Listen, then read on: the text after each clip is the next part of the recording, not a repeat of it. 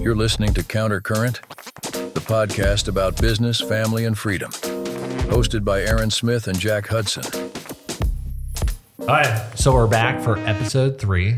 We've got 2 out, and we're starting to make tweaks. We learned what has worked well, what we want to lean into, what we want to change. And so I know that I texted you a few days ago that I wanted to make this change, but I'm excited to roll it out. Starting from now on, we are going to start with a hot take. So somewhat controversial. We're going to lean into either something that we've heard or something that we firmly believe. Yes. Or in this case, something that I saw on social media that I thought was a fantastic way to start this. So this is our version of the SNL cold open. We're going to start with a hot take. All right, take it away. Okay. So my hot take this morning is that the customer is not always right. I think that right, that's true behind the scenes, but never to their face. You know what I mean? Yeah. Tell me how you got there. Okay. So in my business, I get to work with a lot of different organizations, and there are some that totally lean into, yep, the customer's always right. We're a yes organization. And then there's other organizations that I work with, a restaurant, for example, that they kind of play a middle ground there where they try to make the customer feel heard, but they don't totally lose their ground in that process too. And I really have learned a lot in that process. Like, if you are yes to everything, then you're no to everything, right? Like, you don't stand for anything. Right. So yes, you have to make the customer feel heard. But if someone walks into an Italian restaurant and they're mad that you don't have a burger, the customer is not always right? Like you have to, your business the best. And so you have to stand firm with what you believe in. So that is a hill that I will die on. Yeah. There's an art and a science to it, for sure. But you got to know what you're willing to stand on. Right. I think we run into that a lot with video products because we'll give them something that we're super excited about, or even after a couple rounds of revisions, and then they say, hey, can we put in some cheery corporate music? And we're like, no, there it goes. It's all out the window. The mood is out the window. What we found is that, hey, maybe we put version 2 instead of version 3 on our demo reel or in our portfolio, because at the end of the day, it is their video, right? They own that piece of content, and we're not going to stop them. We want to make what's in their head become a reality. Yep. But also, if we have flags to raise and say, hey, we don't think this is going to perform well because of X, Y, or Z, we're sure to raise those. And sometimes we just push them to A/B test something or give it a shot. And hopefully, even though we know what's going to work best, right? On an Even A/B though test. Yes, absolutely. Or just a 30-minute talking to camera thing isn't going to be as effective, but take the 30 minutes and cut it up into 30 shorts for the month. Customer definitely. Well, it's not their job to be a pro at what we do, or they wouldn't hire us. So they are naturally not going to know everything that goes into it or the thought process behind it. So I think a lot of being an entrepreneur or in a creative sector where it's subjective a lot of the time is knowing how to inform someone. I think the best communicators are great educators at what they do and explaining it to people. And I think that's part of the role of social media and podcasts like this is, hey, how can we get out what we do and explain it in a way that's enticing, but digestible too for people that have no clue. Mm-hmm. Well, and I was even, as I was thinking about my hot take, I was trying to put myself in the customer's shoes too. Like, is there ever a situation that I have gone against what I just said that I believe is my hot take? When I go to a restaurant, this is probably a flaw on my own and my people pleasing to a bad degree. If someone doesn't make the dish, if I'm at a restaurant, if somebody doesn't make the dish the way that I want to, I'll just eat it. Like, I don't ever send it back. But I don't know if I know there are some people that will die on that hill. I think that the worst thing to do is to comment on the dish and then not send it back. Because then you're just nagging. Yeah. That's all you're doing. Yeah. That's all you're doing. And that's the thing is you have to come to the table with constructive feedback, right? Mm-hmm. And that applies whether you're ordering at a restaurant or you're going back to a client or a client's coming to you. is it can't just be, I don't like that. Well, what don't you like about that? It just doesn't feel right. That's not helpful. And I have found that on the flip side of that, I've had clients teach me things before, working in web design. Sure, maybe I make something that looks beautiful, but they say, hey, we need these things right up front so people know exactly what we're doing. And it doesn't look as nice, right? But the functionality is way better. And then I'm like, oh, wow, that makes a lot of sense. So I think, I'm always a fan of more voices in the room. I think that caps at 8, though. Yeah. There's a rule. Why 8? Why 8? I saw this study. We'll look it up and put it on screen or something. But there's this theory that basically teams of 8 or less are the optimal size. Okay. The minute you go over 8, it just becomes chaos to keep everybody in line. Yeah. So from now on, I figured this out on friends' vacations. 8's the top number. You go over 8, you can't all decide where to go to dinner. You can't decide what to do. All of it's a pain. If you stay at 8 or less, it's a reasonable group. And I think that applies in work. That applies in how many people do we put in a group chat. That applies in. That's so good. So 8's my cap. I've told people before, no, if we're going to go on a trip together, we're going to do 8. Look at that. We're not going. We're 4 minutes in. I've already gotten my tidbit to take away for the week. Yes. I'm going to go back and look at all my group chats and kick somebody out if they're number 9. Yeah, that's right. That's right. Sorry, you didn't make the cut. Right. Teams of 8 or less. And I think that can apply, if you're a big organization, have your 8 biggest players, right? Yep. Reporting to you. And if you're smaller teams or breakout teams, keep those 8 or less. I think it's the prime operating number. I think there is, again, merit to the whole idea of figuring out okay, what do you stand for and how do you get to that point? Figuring out who's in your corner, those 8 people. There's a restaurant that I love. It's like a European based restaurant. And the owner was born in Portugal, and someone came in and they wanted a vegan option. And she was this brash Portuguese woman. And she said, I'm not going to do that here. I'm going to give you a little less about Portugal. There's 4 ingredients in Portugal: wine, chocolate, meat, and butter. And so we're not going to do that here. Wow. And I was like, I love that. I want to come back and support you because again, where your line is. Right. You could probably be a little bit more gray on you could make a vegetable. Something on there. But I was like, that's super cool. She said, there's a lot of places that you can get a vegan breakfast. We're just not going to do that here because yes, I want to make food, but I also want to make food that honors where I came from. And that's why I'm in this business. Right. And I think that is so important as a business owner or, whatever business that you're in, figuring out why you're doing it and making sure that you stay true to those values is so true in entrepreneurship, but any business that you're in. Yeah, absolutely. You have to have your line in the sand. And I remember a mentor telling me when we decided we were going to get into the world of politics, he said, so are you just available for hire or are you going to choose your clients? I was 20 and I'm like, I don't get to choose my clients. Right. I was like, can I do that? And he said, absolutely you can and you should. Make sure their values align. Or if you want to be for hire, that's fine.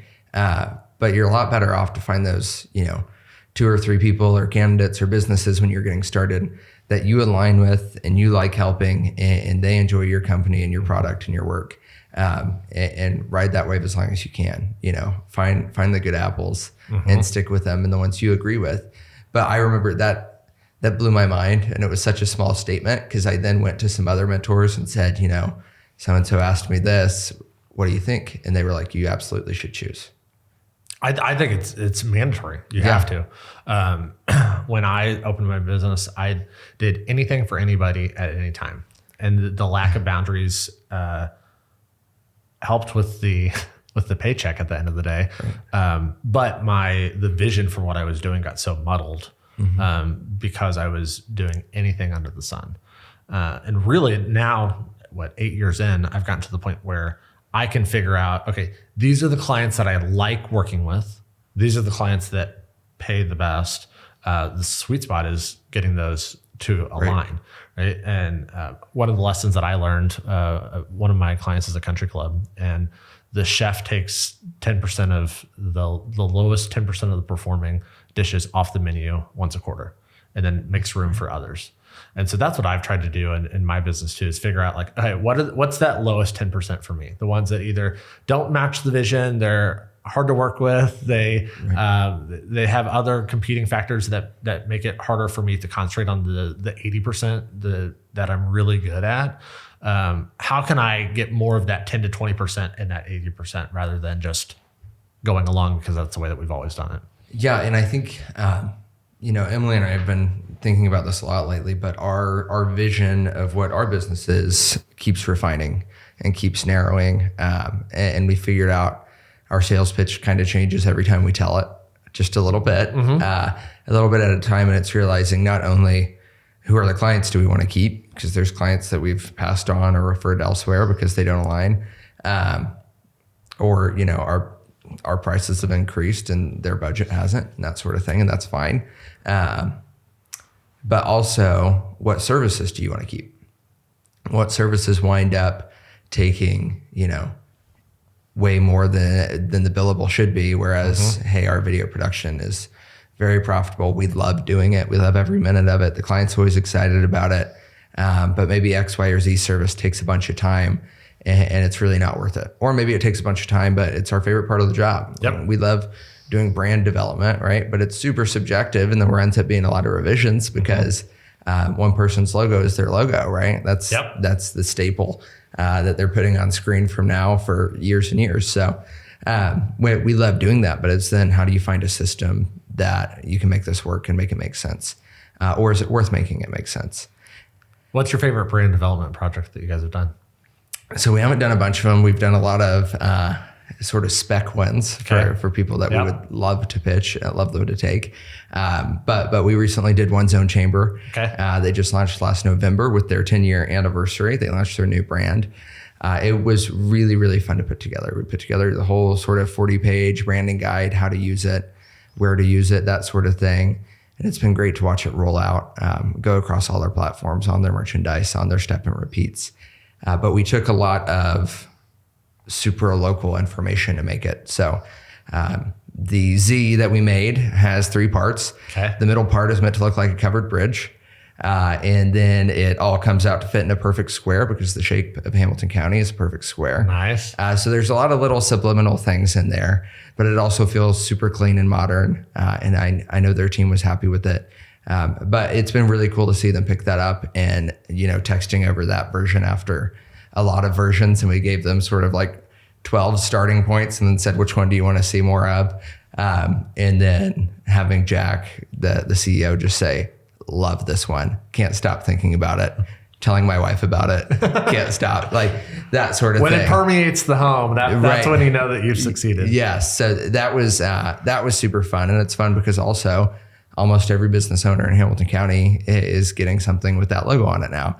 And they might not realize it, and that's totally fine. But it's nice to know that when I get that mass email, hey, I made that. So that's super fun. A little pride of ownership. Yeah, and it was one of the first times we used a whole bunch of AI. So like all of the images in the branding guide, we have AI mock-ups made of t-shirts and merchandise and apparel. But also we put all these pictures of roundabouts in because Hamilton County, and we had AI make these gorgeous photos of roundabouts with blurry cars going around it and stuff. It was fun. That's actually a good point. Talking about AI, I've really leaned into that over the past year. I think a lot of people have. How do you define, especially in the world of communications, PR, video? I think it is somewhat of a gray line still, where we're trying to figure out what's acceptable and what's not. Like how do you and Emily decide what you use AI on and what you don't?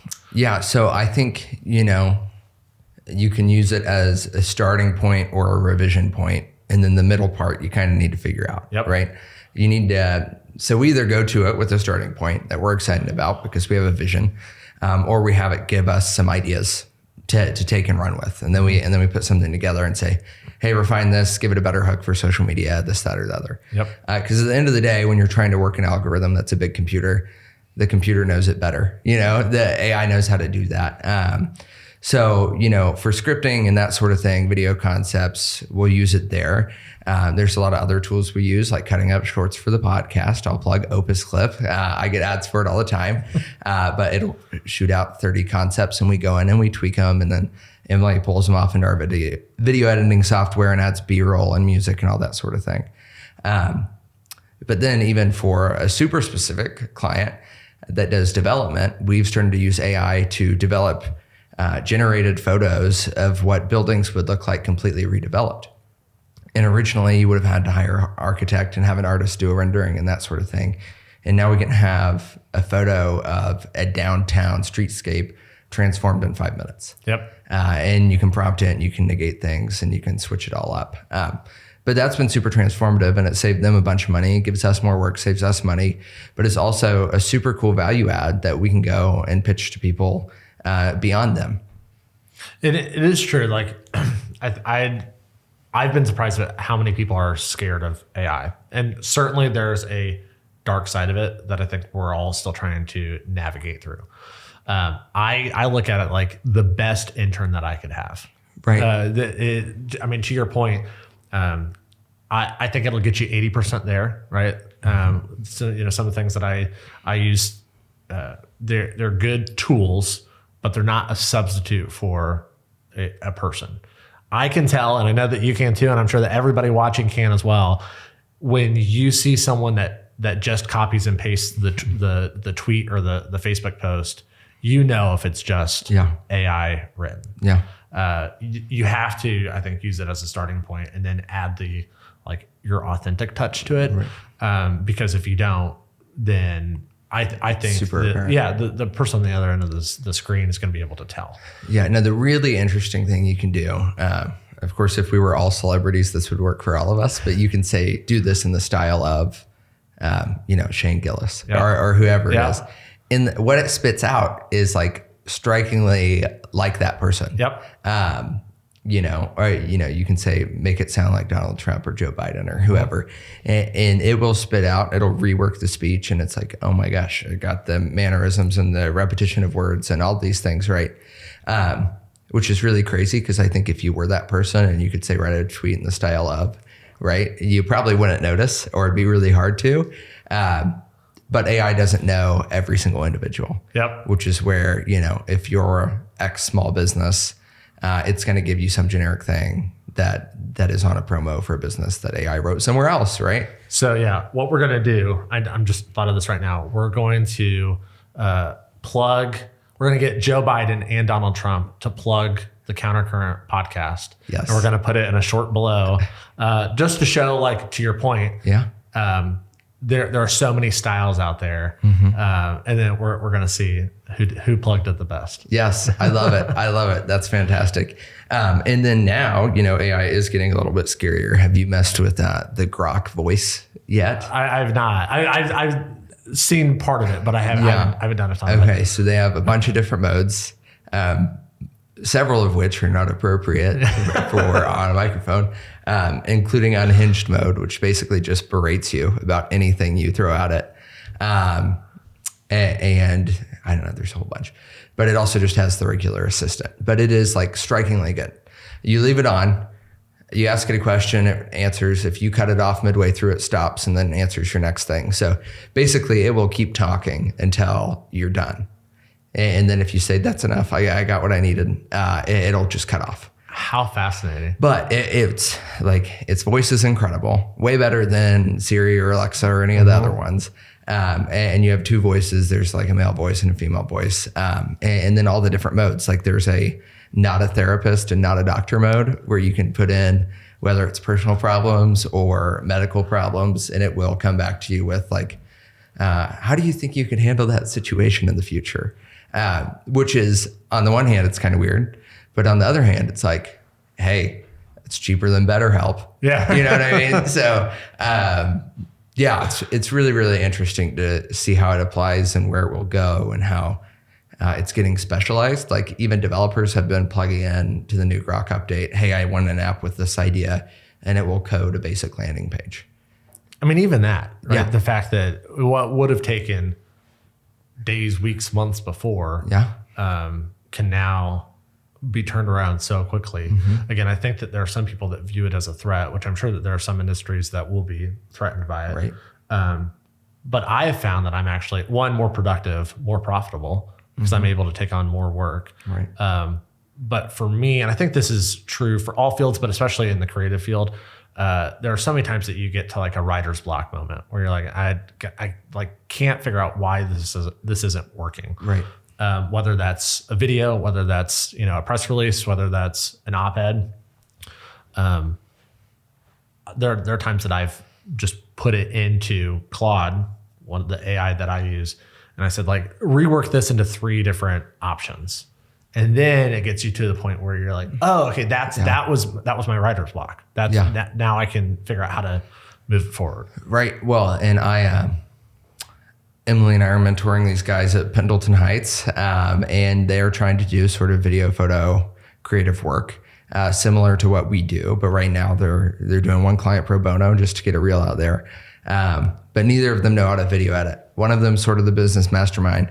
The other knows how to use a camera really well. So they've been struggling though to turn out a deliverable. So I said, okay, well, what have you made for them so far? Well, we've done a bunch of interviews. I said, great. We'll have this done. We'll make you a formula that will work for you. Take all those interviews, put them into Opus, get there's another mentor in the room ready to hire him to cut up his podcast. Get him to pay you up front so you can buy the software you need, because he will. He's a mentor too. And put it into Opus and cut up 10 shorts out of every interview you filmed for them.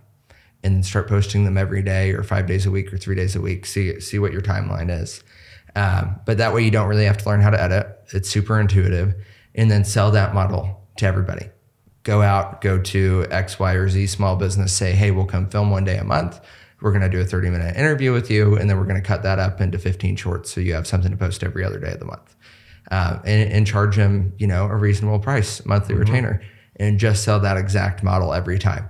If somebody can film it themselves, just, break that up and do an editing and a filming cost and just charge them the editing fee. Yep. Now you don't have to learn how to video edit. It's really going to probably do more for their feed than a super high produced 3-minute video is going to do. They were going to cut it into like a 5-minute interview.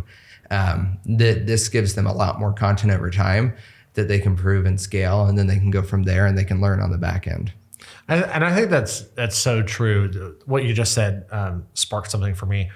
I think that people say that the long-term attention span is gone. And I think to an extent it is true. I mean, the number of people that are flipping through TikTok, Instagram, Reels, all of that, you have to hook them. But there are also people, I know I'm included, I'm sure you are too, everybody that's listening here is as well, where you're willing to listen to a 45-minute to an hour podcast if that's something that's of interest to you. I don't think that model is dead. I think that you have to have all of it in different formats, right? So just like this, where we have an hour-long podcast, but it's split up into shorts to draw people in. I think that no matter what industry you're in, you have to figure out how to apply it and sell it to the different audiences that are paying attention. Yeah. And I think Emily and I have pitched that to a lot of clients. It's hard to make a lot of content. It's hard to have something to post every day, especially something that works the algorithm like short form video. So you kind of have to make content that works for everyone, whether they, and I talked with somebody at Meta last summer, or 2 summers ago now, that said, that's a really cool statement. Yeah, isn't that fun? It was when I was talking to the people at Meta. Yeah. Well, it was like somehow again landed in a room. It was Mark Zuckerberg. It was Mark. No, but I did see him recently from afar, so that was cool. No, but he said the people that get text posts will be promoted to text posts. The people that get videos, long form, will get that. The people that get short form will get that. The people that get graphics and photos will get that. Yep. And that's true across most platforms. Like on YouTube, there's now the little text blurbs you can get while you're scrolling and stuff. Those get promoted to the people that interact with them. So you kind of have to hit everybody. And I think the way to do that is to make content that can be broken up, right? Which is why we pitch a lot of people that are time constrained on a podcast, because it makes a lot of content really fast. And what it does, it gives you the opportunity you and I could both go write a blog about what we learned this week. while also having a long form video that people can go listen to, and also having enough shorts for the week, right? So now we've hit all three birds, and we could also make quote graphics if we wanted, or something to go along with this.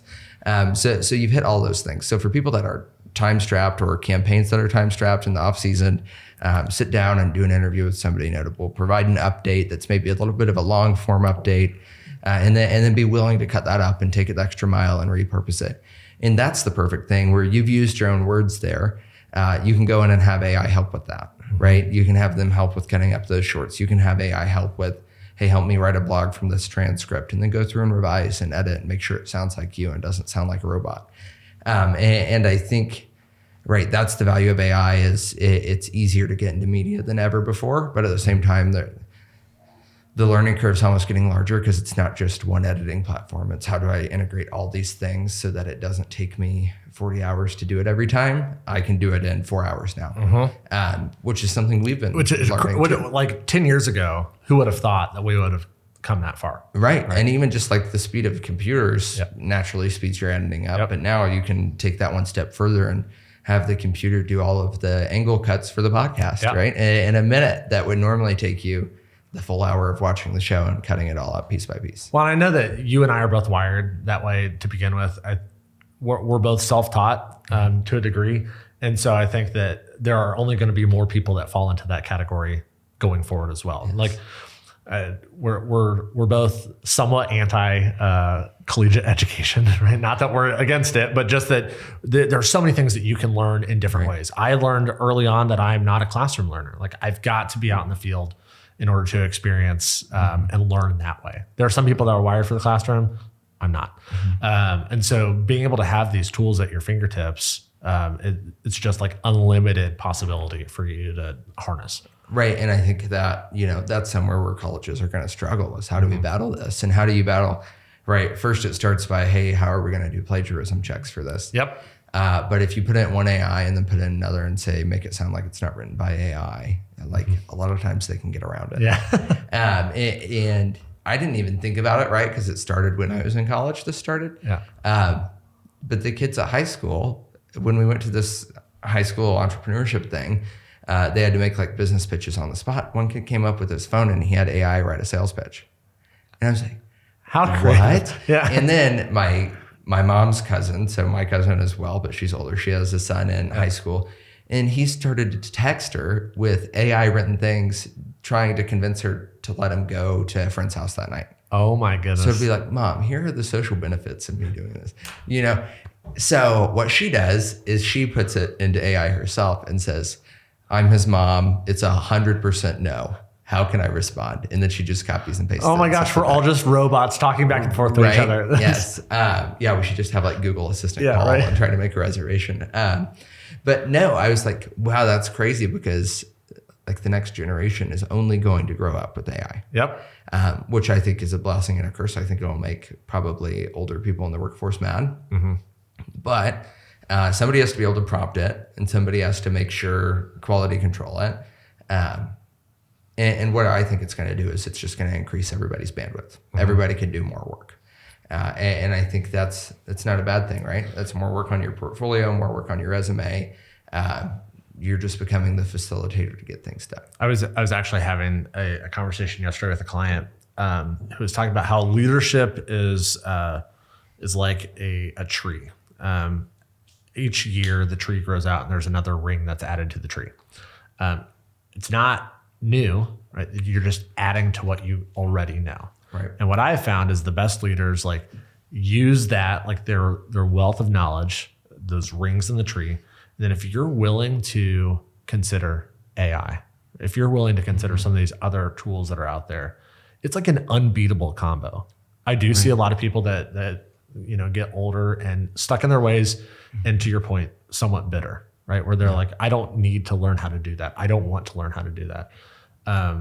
But like, what a Swiss Army knife. If you have all of those years of knowledge and then lean into AI as well, you're gonna kill it. Yeah, absolutely. Well, and it doesn't have to be you either. It's embracing it at the team level, right? Yep. If you're a leader and you have a big team and you say, hey, we need to implement more AI, like set that out on the team and like you mentioned last week, come to the table with one big idea. Come to the table with one big idea on how we can incorporate it into our business. You can let them figure out how to use it and work with it, but you need to make sure that you're keeping up with the times, even if you personally aren't keeping up with the times, right? And I think that's the thing, is knowing your strengths and weaknesses too. And we had a client that's trying to integrate AI. They're doing a lot of restructuring right now.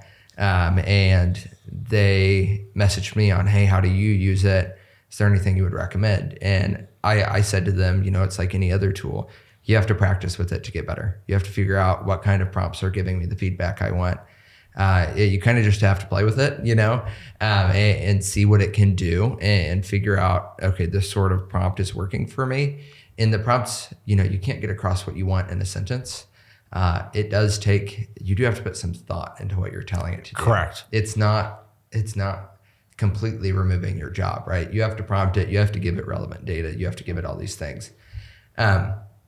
And I think that's missed by people. People think that it just does the work, and it doesn't, right? It doesn't think about anything unless you tell it to think about something. Yep. So you still have to give it the context. Yeah. All right. So to wrap up, we're going to do a live consult. Okay. So I'm going to give you three types of people, all who I know are listening to this. Okay. And like how they can use AI and what they do. Okay. So you and I can team up and figure it out together. So the first one, let's put it in the world of a small business owner. Okay. So say they have a shop in a place that's like Noblesville, a county seat. They're trying to make ends meet. Rent is hard sometimes to make. They're needing to pull in customers. How should they use AI in what they do? Right. Okay. Well, I think that probably their biggest struggle point is they're busy running the business. So marketing, they might not have time for, right? Yep. So let's offload that to AI and say, hey, make me a doable content calendar that won't take me more than an hour to produce on my end in terms of creatives. And it will tell you what photos to take, what to caption it. Again, it might sound like AI, but it's better than not posting. It will sound like AI. Yeah. Right. And so but to that point, I think that even if it gets you 80% there and you're like, man, that's a great idea. I should figure out how to harness that. Right. Or you take that 80% because maybe right now you're at 10 or 0. Yep. And say, okay, it sounds like AI, but these are photos in my store. Yep. And now I'm posting things 3 times a week. Yep. Right. And you can even have AI write whole entire ad plans on, hey, struggling with business. These are my typical clients. These are the ones that pay the most. If you have that, in your data, how can I run my first Facebook ad campaign? Yep. And it can walk you through every single step of how to open Facebook. Yeah. From there forward, it will tell you everything to do. So, I think I would use that to leverage the marketing problem first. With as much, we're all about organic content. Do as much as you can for free. Yep. And don't be afraid to use your resources as a promo. Like one time we had a business we made a video for, and they said, if you share this video, you're entered to win a $100 gift card to a local restaurant. They got, in a town of 5,000, they got like 12,000 views on the video and over 100 shares. Ridiculous amount of shares. And that's all it took, right? It's like, that's going to be a lot cheaper long-term than maybe, running a big ad somewhere. And you don't have to do that. So it's also that just using your friends and family network, like we've done to start this podcast, right? Is you start with the people and say, hey, how can I entice people to share this? And ask AI that. Yep. I think one of the ways that I've done it too is there's a really good Instagram account out there from a small business owner here in Noblesville. Camino & Co. is the one that you should go check out. Camino Florals, I think it's what we'll put it below. But she does a great job on social media. It's authentic. It's short and snappy. It shows what it's like behind the scenes. She actually had her Instagram account hacked and used the hack to start a new account and leverage something that was really hard into something that was good and built a crazy following. And so one of the things that I've done is like, I describe to AI like what she does well. And then I say, all right, use that and help me figure out like how I can leverage that for a small business client that's over here. So not in the floral business, not in any of the similarities that she has, but how do you grab the authenticity there and pull it, to your point, into the marketing over here? Right. And there's great content that comes from that as well. Just some, again, my best intern, it brings me great ideas for how I can leverage it for a client. Yeah, and I think you can use it to make sort of the new media pitch too. It's, hey, 317 agent or Wandering Westfield or these people locally have this great following. How can I get them in my business? This is what they do. What should I message them to reach out? And work it that way too. You're not alone anymore. You have the computer as your friend, as your best intern. And I think that you shouldn't be afraid to do that. Well, and to that point, if Wandering Westfield ever wants to come on our podcast, we would love to have you. We'd love to have you. So no, I think that's good. All right. So check off for small business owner. I know there's someone out there who works for a Fortune 500 company who's a sales rep. So if you're a sales rep traveling around the Midwest, it's not necessarily creative, but I think you could use AI somewhat in your sales pitch to identify like who some warm targets are, how you can refine your pitch, which I think you could absolutely use AI to help do that. But what other ideas do you have for that? Yeah, I think, the sales pitch is great, right? A lot of times those sales reps are taking notes about who they meet with, what they're interested in. Do they have kids? That sort of thing. Because you're meeting with a lot of people and you're trying to build relationships, right? I have notes in my phone for a lot of contacts if they do this or that or check in on this. But I think you can feed that data in too and say, how can I make this more appealing for them? Or when should I touch base with them next? They had this going on, yada, yada. That sort of thing I think would be beneficial, but also, my sister is a med sales rep herself. And I know a lot of the times she is, taking lunches or stuff to offices as well. And the time that really stood out is she made homemade cookies and took them in. Look at that. Right? And nobody ever brings them in. It's like McAllister's Catering. Yes. How can I help you? Yeah. So I think also looking for... Not that there's anything wrong with McAllister's. There's nothing wrong with McAllister's. If the CEO of McAllister's would like to come in, we'd also love to have you. Yeah. But I think doing that and saying, hey, what are some unique ways I can engage the offices I serve? Yeah. I think that could be a cool way to go about it. Yeah. And that's super authentic. Right. Well, especially, if you're an analytical person or something and you might not think about those things. Yep. If you say, hey, what are some unique and personal touches I can bring when I visit so-and-so next time? I'm not a traveling sales rep. But, one way that I use it is my New Year's resolution last year was to write at least 1 or 2 letters a week to someone that I met with throughout the week. And so sometimes I would get to the point where I had writer's block to think through like, okay, how do I want to say this in just a short letter? Yeah. It's easy to write out, but if you can make it a little bit more consequential in what you do, I think that it helps there too. So again, figuring out how to leverage the authenticity into what you do, I think can help just ease your day. Yeah, absolutely. Okay. So traveling rep we got. One other one that I know is listening, probably walking around a track while he's listening to this. He's an executive director of a foundation. So you're in the nonprofit world.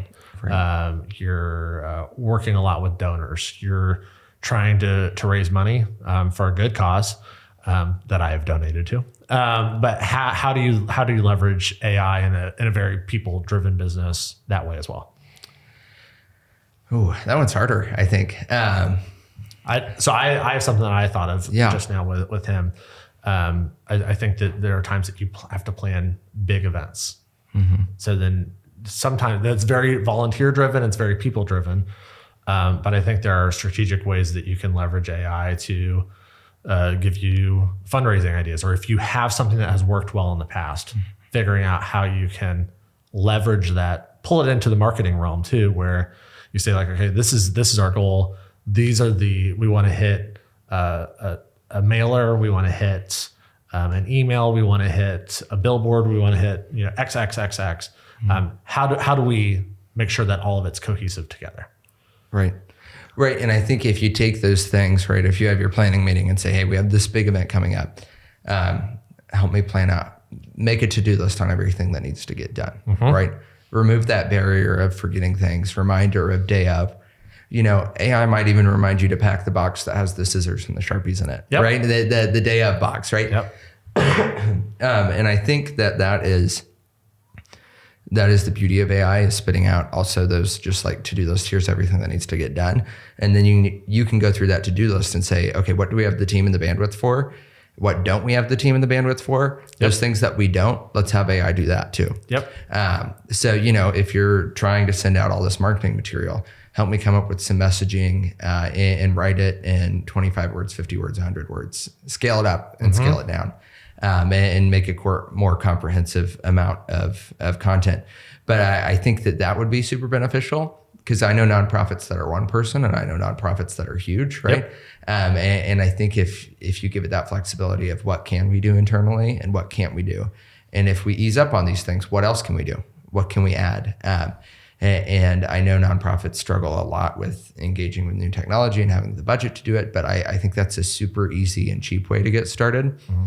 And then, you can use that to say, okay, what online platforms are there to host a live auction for an affordable price as a nonprofit? Those sorts of things. Just start letting it be your resource bank. Mm-hmm. And with all of these, I think the thread that goes between all of them is it's a tool that gets you there. It does not get you necessarily over the hump. Right. Like, you've got to figure out, like, your business or your industry or your job better than anybody else does. And so then how can you not use that to replace what you do, but to level you up? Mm-hmm. And if you do that, the way I look at it is if I can get really good at utilizing AI, it just puts me a little bit above my competition. Right. And so then if I get that much closer to the finish line, it's a great use of my time. Yeah. I have one more business for us. Okay. I'm going to throw one out there.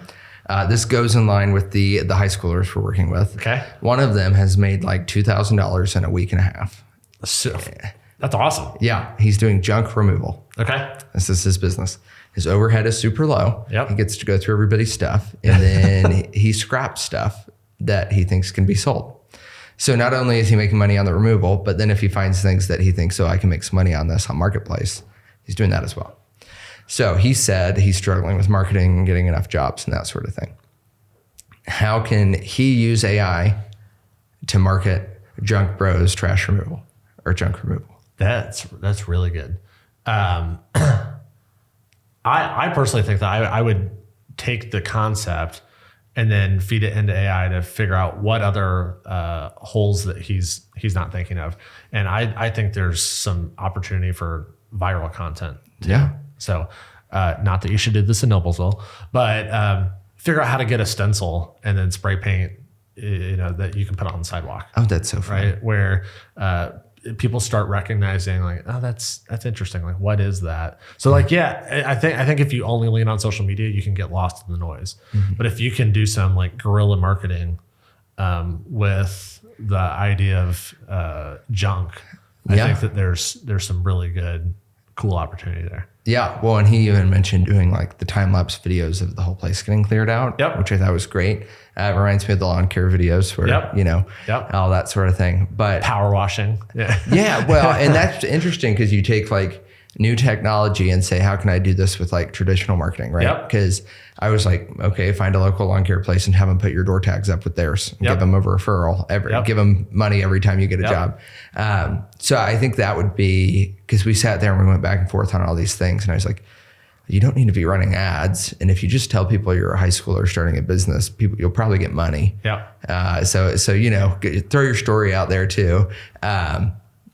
So yeah, I think just plugging that concept into AI would take them far. For sure. And that's what I've done for a few clients is, figuring out like that guerrilla marketing. Mm-hmm. How can you, what are some ideas that you can get back from that?